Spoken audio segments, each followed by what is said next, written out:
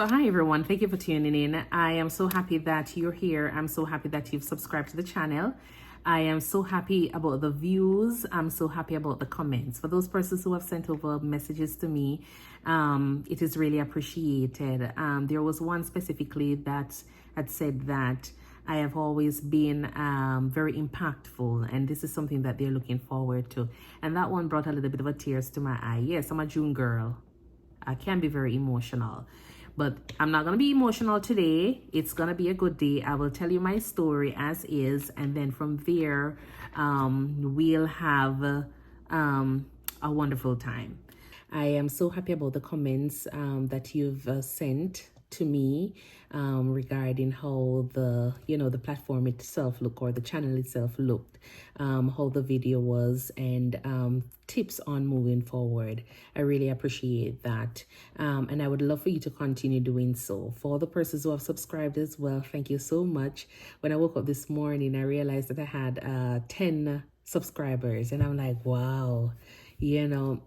So I'm happy. I know these are all my friends, and that is the most important thing, having friends helping you out, supporting you. As promised in my initial video, I am going to tell you a little bit about my background growing up in South Manchester, growing up in Busselleen to be exact. So the picture I'll give you is mostly regarding Busselleen, and then as we go along throughout the years, then I will transition and give you my other location, Sweetland.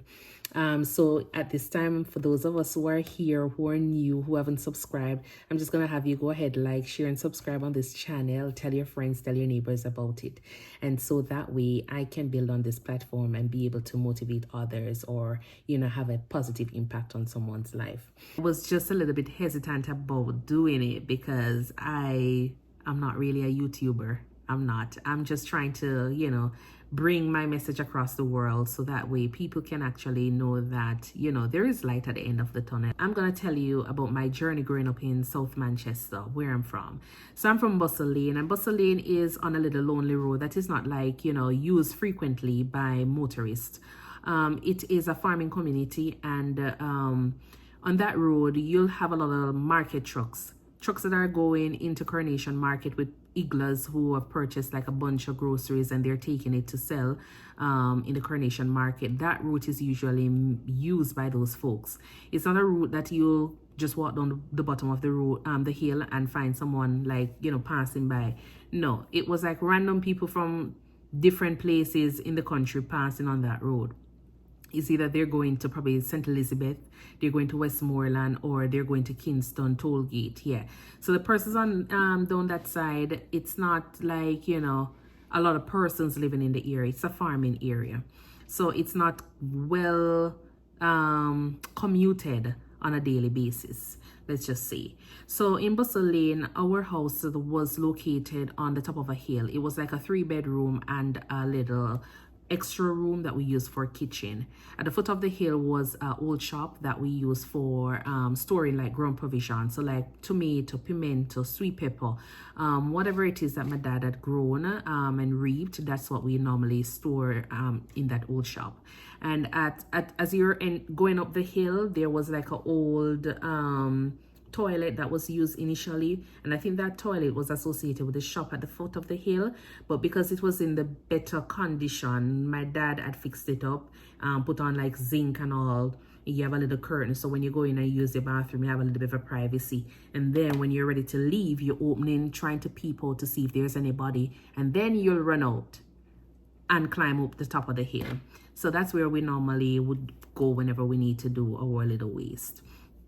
At the top of the hill, as I said, there was a 3-bedroom, and there was a little extra room that we normally use for a kitchen. We never had inside showers, so we normally had to take our baths outside, and that was another little shed that my dad had fixed up for some privacy for us to take our baths in the day. We never had running water, so we normally would have to go to our neighbor's house over Brother Will, and that's where we normally get water. We'll walk with small containers. From when we were like a younger kids, we would normally walk over there to get water at their standpipe, and then we'll walk back. That walk usually takes about 5 minutes to go and 5 minutes to come back, because remember, you're very young, so you're not really taking big step to finish in quick time. You're walking and it seemed like you're walking forever to get one jug of water and then come back. And some days we will have to go do that, like multiple trips back and forth to fill up drums that were outside. So our parents normally wash the drum, rinse it out, and just make sure we'll bring water, and then we'll put a zinc on top of it just to make sure, you know, the water remains clean. For drinking water, my dad would normally get containers, like there's some big black jugs that he would normally go and fill those up with water, and then we'll store them inside to use for drinking. The water in the drums outside was mostly used for, like, you know, washing dishes, or getting a bath, washing clothes, and anything else. But we would normally have the water that we would drink inside. We never had electricity, and so we use lamp. We use a coal stove. Eventually my mom had gotten a gas stove. Yes, she eventually got a gas stove, and we'll use it in the mornings, like, you know, for breakfast and all. But for the most part, we normally use wood fire and coal stove. We had iron that we normally use to iron, and that would be you'll put coal in it and heat it up, and then you'll iron the uniform. My mom usually ironed for us. We had a little TV radio that my mom had purchased from Digicel. It was like a little red and white TV, and it was battery operated. So my dad had gotten a car battery that he would normally charge it up. And once he charges that up, you can probably watch it for probably like 2 hours.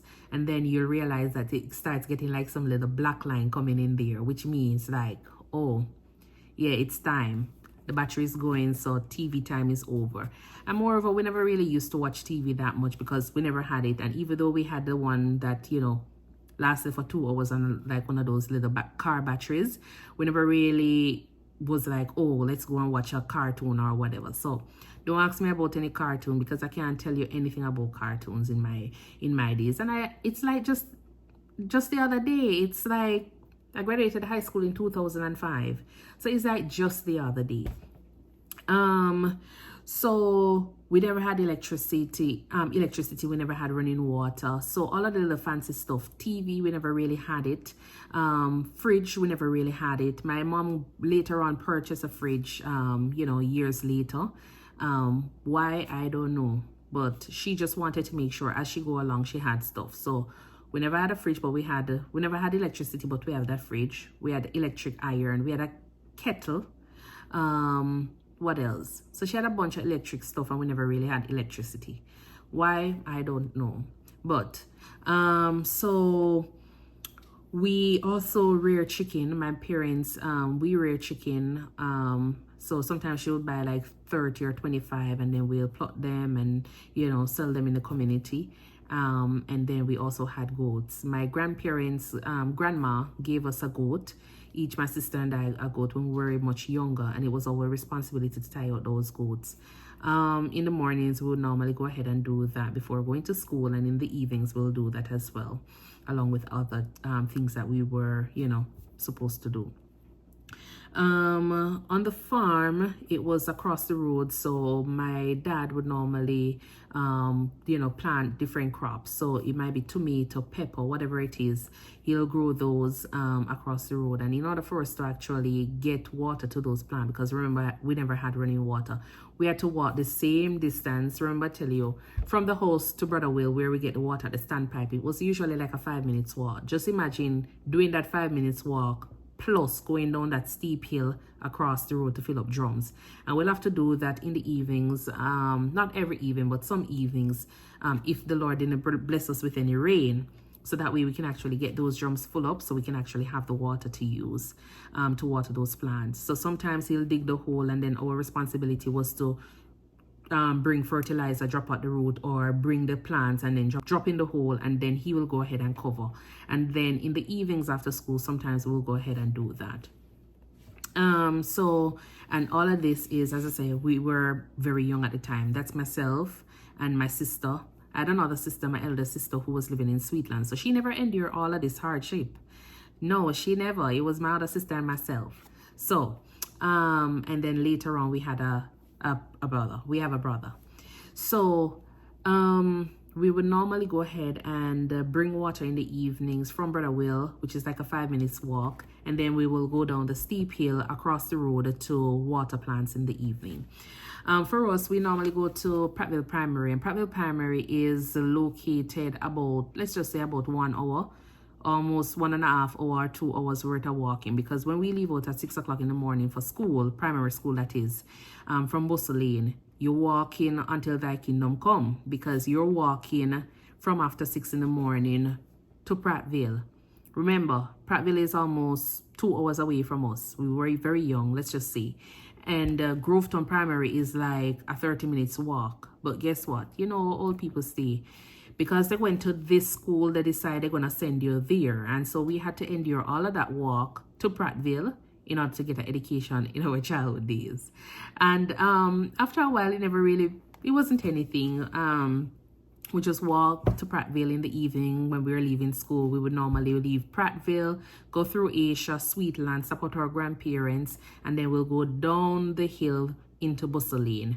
And usually we'll be home, you know, a pretty decent time. My parents, they normally know what time we will be coming, because as soon as we realize that it starts getting dark, then we just start, you know, take our time to head home. So even though we probably never had a watch to be looking and be like, oh, it's time, we know what time it is, because once it starts to the sun or the direction of the sun change, then you know it's getting late and you just need to head home. I remember when one evening I was coming from school, my sister and I was coming from school, and we were through that little lonely road heading home, and there was a jackfruit tree. The jackfruit tree, you could actually smell the jackfruit from a mile. But the thing about it is, just think of like you're walking through this little road and trees all over. Nobody owns the land over there, you're thinking, because guess what? It's just a bunch of bush. You're walking through the wilderness and you smell a jackfruit. So me with myself now decided to go and pick that jackfruit. I went and picked the jackfruit and decided I'm going to walk with that jackfruit to Bustle Lane. And I walk. You know, the road is not good because it's like a little track full of rocks and stone. So I walk with this jackfruit. My sister never even paid me any attention because she was like, oh, don't pick it. And I decided to go and pick this jackfruit. I don't remember what age I was at the school. And I decided to walk with that jackfruit all the way down. So when I reached the foot of the hill where we live and walk all the way to the top of the hill, I remember I tell you it was steep. My daddy tell me that I need to bring back the jackfruit and put it where I get it from. Yes, so the jackfruit was so big, it couldn't hold in one of those black bags. And if you know black scanner bag in Jamaica, they're big, it couldn't hold in there because it was so heavy. So I had to walk with that jackfruit back up to the top of the hill to put it beside the root where it belonged, because it wasn't mine. So from that day, I never walk and touch anything that didn't belong to me, because guess what? I don't want to be told that, oh, you need to do this or you need to do that. So lesson learned. So, yes, so that was something else. I never pick another jackfruit. So I'll eat the jackfruit if you bring it to me, but I'm not going to walk and pick it.